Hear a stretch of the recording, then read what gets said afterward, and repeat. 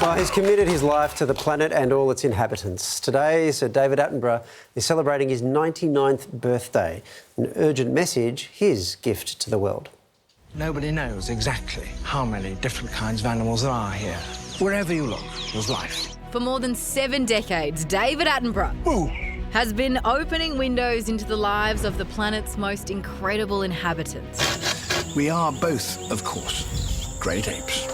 Discovering creatures of the sea. And it's coming up, there! The blue whale. The land.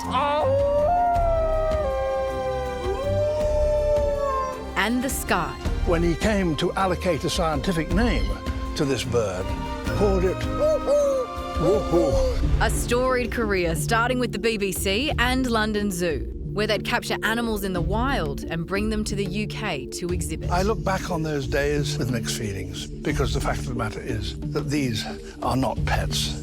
These are wild animals, and they should be in the wild. But in the years after, his focus shifted to his true love, conservation, bringing us the rarest of moments in his program, Life on Earth. These baby gorillas started taking off my shoes. Well, you can't talk about the opposable thumb and the importance in primate evolution of the grip if somebody's taking off your shoes. Particularly if that somebody is 2 baby gorillas.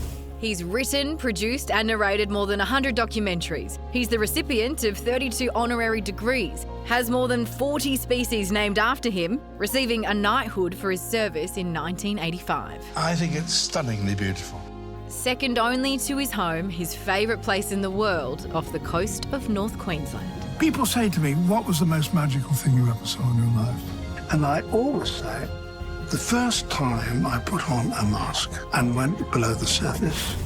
But as he enters his 100th year, the message he's been desperately trying to share still going unheeded. Last month was the world's hottest month on record. As the damaging effect of wildfires in California is felt, scientists have confirmed 2024 was the hottest year on record. The UN has warned the world is on track for what it calls a catastrophic 3.1 degrees Celsius of warming this century.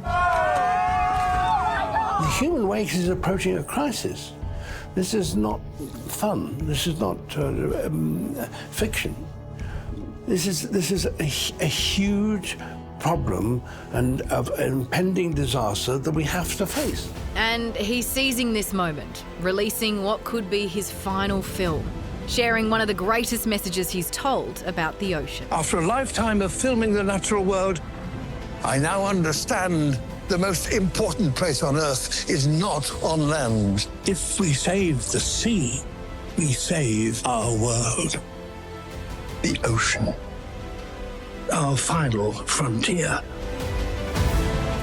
Dr Charlie Veron has been exploring the oceans with Sir David Attenborough for years, and he joins us now. Charlie, what's Sir David like to work with? When he's in work mode, he likes to absorb information from whoever's around. He ignores producers. He ignores photographers. He does his own thing in his own way. And so he must be hard on the production team, I would think. If you see him on television, it looks like it's a professional production, but it isn't.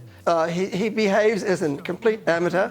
He's unscripted. He does what he likes. He waves his hands around.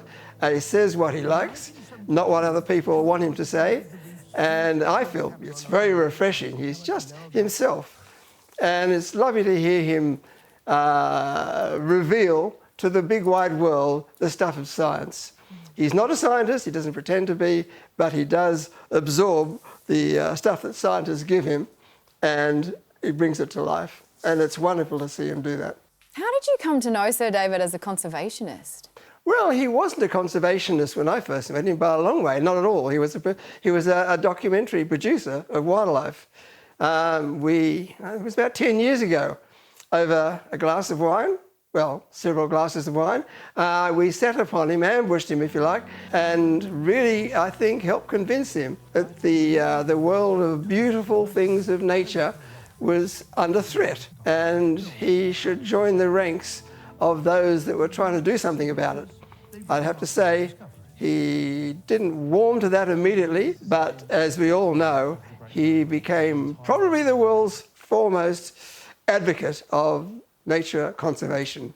And he has done an incredible job. He's just so good at it. Doc, Sir David has been calling for more action on climate change for so long now. How do you think that he would be feeling about the progress that has been made on that front, and how do you feel about it? I would feel as he would, that it's devastatingly bad, as scientists over and over again repeat, and he would, I imagine, be happy with his recognition in this field, but he would be pretty unhappy about where the world is going. So it's as if the world is deaf to him and all other conservationists. So he's not a happy guy, I wouldn't have think. Doc, I don't want to make this too serious. I'm a big fan of Planet Earth. My favourite part, of course, the animal fights. Yeah. What are some of the best underwater battles between beasts that you've witnessed? Underwater you see much more battles than anywhere on the land. Yes. You see them absolutely all the time. All over the place. The oceans, especially coral reefs, with all the different species, all crammed in together in very small space. They all fight each other all the time. And they eat each other all the time. So the coral reef is by far the most dynamic place on Earth.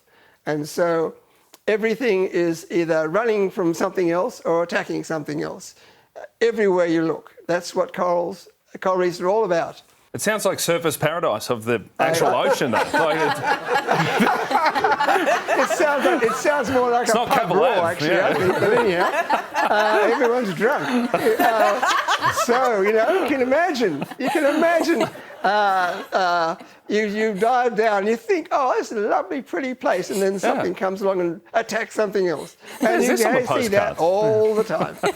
Well, with that, I don't think Tourism Australia is going to get in touch. No, this is breaking the first rule of Ocean Fight Club, though. It really is. So right, you're so right. Dr. Charlie, thank you so much for your time, and thank you for your reflection on Sir David. We so appreciate it. That's my pleasure.